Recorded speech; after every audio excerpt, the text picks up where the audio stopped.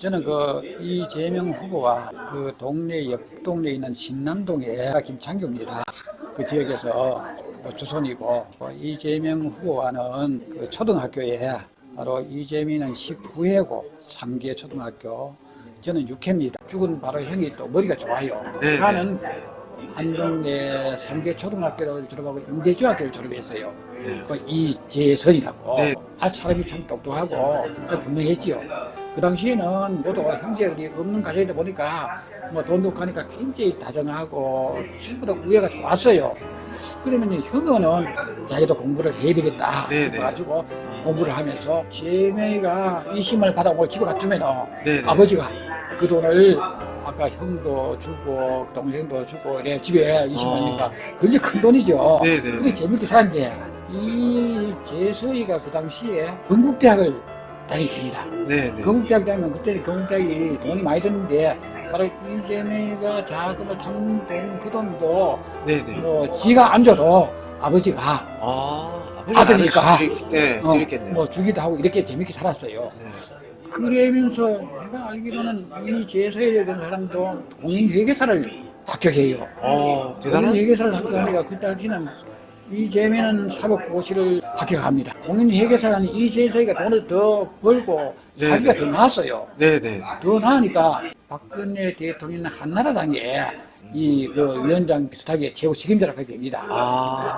이 사모님도 바로 한나라당에 같은 둘레이분이 먼저 깃을 잡습니다. 깃을 잡으면은 이 재래이보다가 정치적으로 먼저 선배지. 그런데요. 형제가 아니지만은 그럼 선배지만은 성남에서는 더 파고 세다 그럴까. 그렇겠네요. 그때 그렇죠. 이대희가 시장했지만은 성남에서는 이재서이가 더 앞에 나가는 그런 저기랬습니다. 이재명은 원래는 사법고시를 해가지고 성적이 좋아가지고 무조건 판검사로 나가게 돼 있었습니다. 나가게 돼 있었는데 판검사로 안 나가게 되면 동기는 연수원에 가면 2년 교육을 받는데 1년 교육에 노무현 대통령이 와가지고 그 당시에 대통령이 아니지만 강의를 합니다. 인권 변호사를 해가지고 우리가 어렵게 살았으니까 이 어려운 사람들을 돕는 것도 우리가 사는데 보람을 느낀다. 이런 강의를 듣게 됩니다. 거기에 많이 인생을 바뀌게 됩니다. 그래서 그 전에는 아버지 어머니들이 바라는 거는 판검사가 돼가지고 우리가 했으면 바랬고 지도 판검사가 되면은 아주 그때는 뭐 최고로 대접받는 그거니까 그런 좀 생각을 가졌을 수도 있었어요. 그렇지만 노무현 대통령이 그 강의를 듣고 내가 이렇게 어렵게 이렇게 공장에서 1년 과제라든가 공부한 과제 이렇게 살았으니까 나는 인권 변호사가 돼야 되겠다. 그때 이제 마음을 굳게 먹습니다. 인권 변호사 사무실을 채워놓고 너무 잘해가지고 시민들로부터 많은 어떤 팬도 생기고 막 존경을 받게 됩니다. 그래서 그 팬이 많이 생기면서 바로 자기가 옛날에 그 공장에서 일하면서 치료도 못하고 지금 현재 6급 장애자입니다만 팔이 구부러져 가지고 하는데 돈 없는 사람도 그 다음에 치료를 받을 수 있는 시립 지어야 되겠다 이렇게 합니다. 뭐 거리 행진도 하시고 그 예전 영상을 보니까 그게 또 전국 최초로 하던데요. 시민조례안 통과시키게. 어떤 자기는 정당하게 한다고 했는데 그 구속이 됩니다. 구속되어 있으면서 이거는 바로 시장이 되고 정치를 안 하면은 이런 걸 못하겠다 이런 생각을 갖게 됐어요. 다시 재차 어려움을 지어가지고 엄수를 도와야 되겠다. 이 찰나에 바로 형은 아까 박사모에 이재서이는 열렬하게 해가지고 성남시장도 나와야 되고 형도 성남시장을 나갈 걸로 혹시 나올 생각이 있었죠. 그래서 좀 많이 좀 갈등이 있었네요. 그다음에 아까 국회의원도 나와야 되고 어쨌든 뭐 위원장 그 성남에 그런 이제 책임자를 줬으니까 그 위원장을 한다는 거는 바로 어떤 다음에 국회의원을 하기 위하고 시장을 하기 위한 어떤 전조제란 말입니다. 그다음 돈도 있고 하니까 됩니다. 그래서 이제 이재명하고 갈등이 이제 생깁니다. 왜 내가 이 모든 걸 잡아가지고 잘하고 있는데 네가 인기가 좋아지느냐? 그 형이 내 자리를 뺏길 수 있다. 뭐 이런 생각이 들었겠지요. 그 당시에 정부는 이 제사를 적극적으로 밀어줘가지고 앞에 그립니다.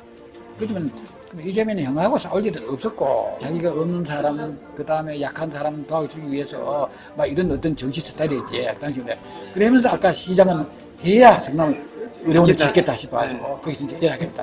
그때부터 둘이 형 간의 갈등이 많이 생깁니다. 저쪽에서는 아주 한나라당이 그 전부 다 70%가 시의원이고 국회의원이고 하나라인데 네. 안 됐으니까 괘씸하게 그지 없는 거죠. 네, 네. 그래서 박근혜 촛불 시위 때서 제일 먼저 박근혜 하야라고 제일 먼저 한 사람입니다.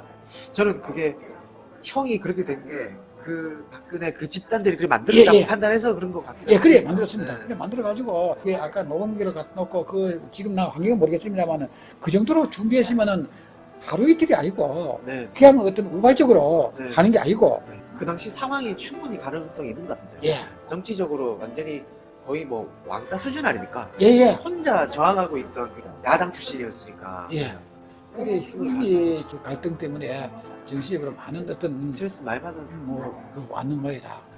그러면서 형도 처음에는 착하고 운전이래 뭐 포크레인도 뭐 이런 것도 하고 네. 하다가 대학을 들어갔는데 바로 위에 형이라서 이재명 후보가 의외로 똑똑했을 것 같은데요. 그렇지 제일 접촉도 많이 하고 내가 알기로는 또 아까 공유회계사 정도 되니까 두 형제가 참 어떻게 보면 얼마나 좋은 적입니까?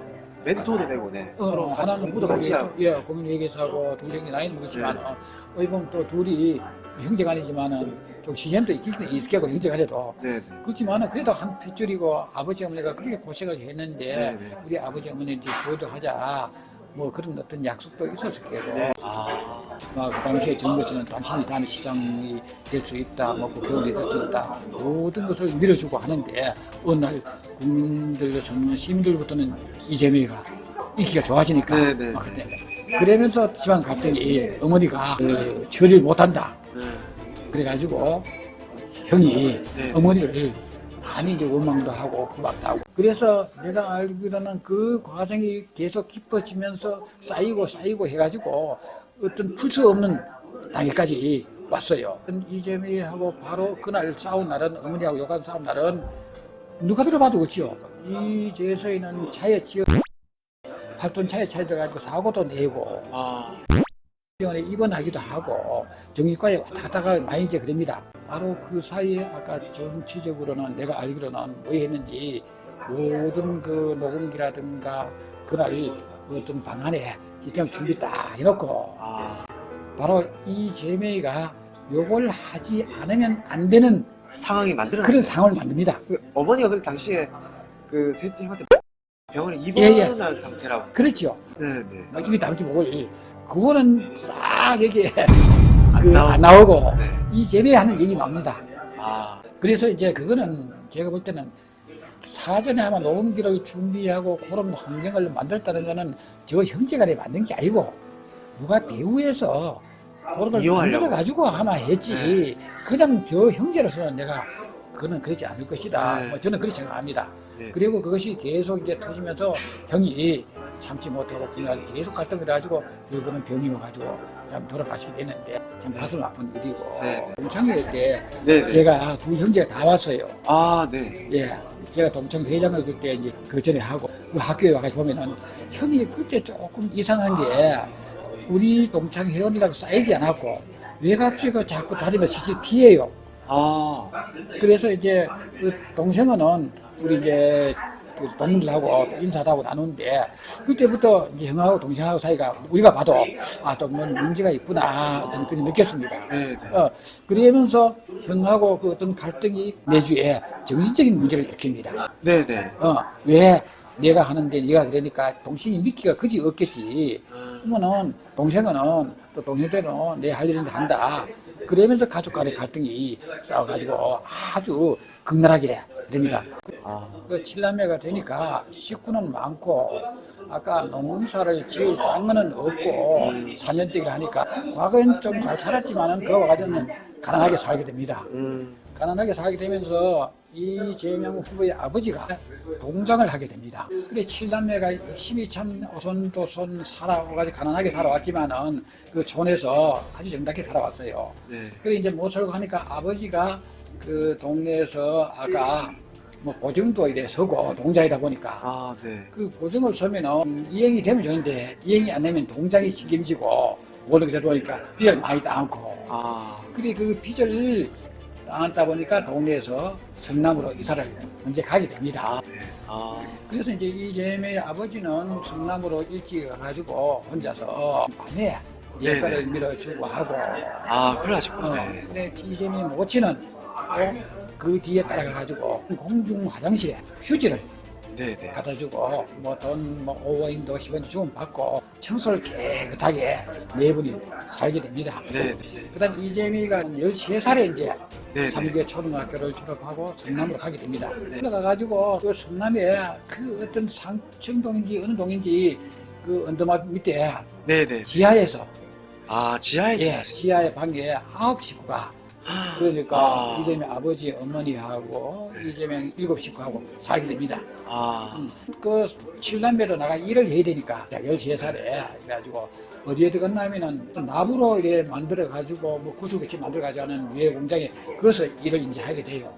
다시 어떤 냉동 네, 저도 예, 들었습니다. 냉동 네, 공장에 냉장고 일하게- 만드는. 예, 네. 냉장고 만드는 그런 공장에 네. 일하게 됩니다. 그 공장에 일해가지고 용접 그 기술을 배우려고 네, 네. 무난히 노력을 하다가 그 냉동 공장에 부도가 나버려요. 그래서 그 다음에는 야구 글러브를 만드는 네, 그 들었습니다. 이제 네. 거기에 공장에 일하게 돼요. 아. 그 야구 글러브에 넣으면 스탠드가 막 올라갔다 내려갔다 하는데 네. 거기에 이제 팔을 찡기게 됩니다. 아. 근데 그 빠른 거 빨리 빼시겠지. 네. 안 뺐으면 팔이 날라갈 그런 아. 찡이는데 막 기부서도 못하고 둘러내고 네, 네. 일을 하게 됩니다. 아. 그 당시 일을 그때 뭐 7,000원인지 9,000원인지 받게 되는데 네. 이 일을 위해 시키면 아빠도 해야 되고 네. 뭐 네. 노는 시간도 없고 계속 그래 하게 됩니다. 그래가지고 이제 공장에 밤에 갔다 돌아오면은 이재명이는 새벽 3시에 아버지 네. 예약거를 또 밀어줘요. 아버지가 아. 3시쯤 돼가지고 아들 깨가지고 네. 내일 약간 밀어 가자 그러면은 그 어린 나이에 예약가를 또 밀어주고 그 다음엔 또 아까 공부를 하고 싶어가지고 주경야독을 밤에 공부를 막 열심히 하게 됩니다. 근데 그때 나이가 14살 나이면 15살쯤 됐죠. 아. 한 5살 진짜 어렸을 나이인데. 예예. 그래가지고 아버지 아들 친구들이 이 공부에 뭐 하느냐 이렇게 공사에서 일해가지고 열심히 해가지고 돈이나 버제 막 이렇게 그래도 열심히 공부를 해가지고 작심 100일 만에 검정고시 중학교 검정고시를 네. 합격합니다. 아. 그 대단한 적이죠. 와, 100일 만에. 예. 그럼 중학교 검정고시를 학교 난 뒤에는 바로 고등학교 검정고시는 또 합격을 또 하고, 해야 되죠. 네. 예, 합격을 하고. 그다음에 그때 대학교 학력고사도 내가 어제 20시면 학력고사를 했어요. 네. 제가 칠 때는 그때 300점 만점이랬는데 283점인 6점인지 맞았어요. 거의 만점에 가깝네요. 예예. 참 기적 같은 점수를 맞아가지고 제가 그 당시에 중앙대학이 가장 저한테 많은 혜택을 주고 아주 그 네네. 자세도 좋았어요. 그래서 중앙대학을 다니게 됩니다. 등록금이라든가 학교 내는 모든 돈은 면제를 하고 네.